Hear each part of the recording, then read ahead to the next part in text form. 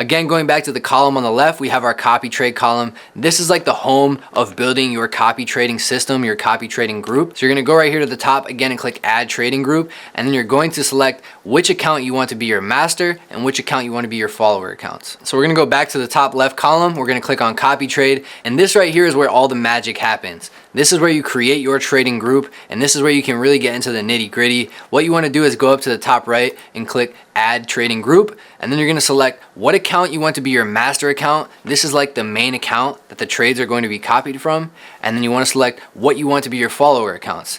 Right, we have our master, that's the main account you're executing on, and then the followers are like the little accounts, and then the follower accounts are just copying exactly what that master account does. So for example's sake right now, I'm gonna take my demo Tradevate account, and I'm gonna drag that into the leader account section. I'm gonna take my 2 take profit trader accounts, and I'm gonna move them into the follower section. So now we have the Tradevate account selected as the leader, and the 2 take profit trader accounts selected as the followers. Once we've done that, we just need to create a group name for the trading group. Let's just give it a cool name. Tradecopia is amazing.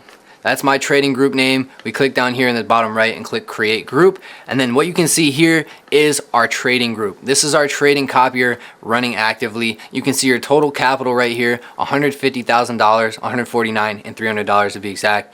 Then we have the demo, that's our master. And we have our 2 take profit follower accounts.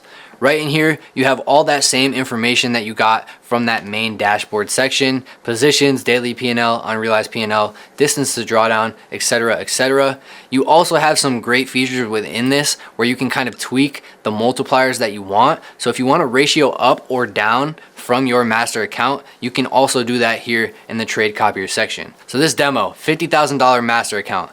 I also just hypothetically have 2 $150,000 accounts, right? I know right here it's 50,000. Just hypothetically, imagine these are $150,000 accounts. For me to take the exact same risk that I'm taking on the master to the follower accounts, I would go here into the multiplier section and I would 3 times my risk, because these accounts are 3 times the size of the master, right? So if the 50K is a 50K account, the followers are 150K accounts, we want to 3x multiply what we're risking on the master to our follower accounts. So that is a great feature we can have to ratio up or even down from the master account to get the proper risk on our follower accounts. So I'm gonna go back here and select 1 as the multiplier, because for these accounts, they actually are the exact same size, all $50,000 accounts. So we can just leave that multiplier at 1x. In the top right here, you have a bunch of different options. You can completely just disable the trading group if you wanna do so. You can go in here, fully delete it. This button right here is extremely important. I always am making a habit of pressing the flatten button. So before I even start trading in the day, I just click it once, make sure there's no orders out there, make sure everything's flat. And then as soon as I get taken out of my trades and I exit my trade on the master, I always click flatten as well to make sure all the followers, everything is pulled out of the market and I'm all flat. So this is just a very good practice and habit to build when using the copier, is to always press that flatten button once you're out of the trades to make sure there's no orders resting out there, there's nothing in the market still. It's really just one extra precautionary step to make sure all your accounts are out, there's no orders out there, and everything's all good. So make sure you're building that habit of pressing that flatten button when you're out of these trades. And if you go to the top right here and click P&L card, this is really just showing your profit and loss for the day. This is a feature a ton of people on Twitter like to use to kind of just flex their group P&L for the day. It's just a cool way of saying, hey, I made this amount of money in the day, or I'm down this amount of money in the day. It just groups all of your profit and loss from every single account on the copier and shows it right here as one big cumulative number. It's a feature a lot of people like to use on Twitter and kind of just show their group P&L for the day.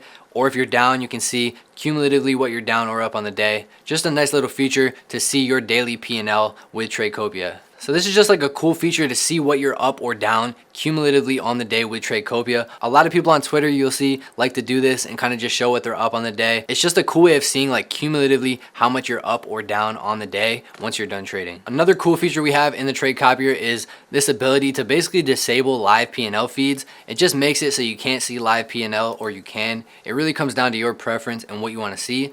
I'm not actively looking at my P&L when I'm in trades, so it doesn't make a difference to me. Tradevate obviously has API rate limiting, and so right here it kind of just gives you a measurement of where you're at in terms of requests. And then right here in the top you can see your API rate limiting stuff. It just basically tells you how many requests you're sending out, how close you are to getting rate limited by Tradevate.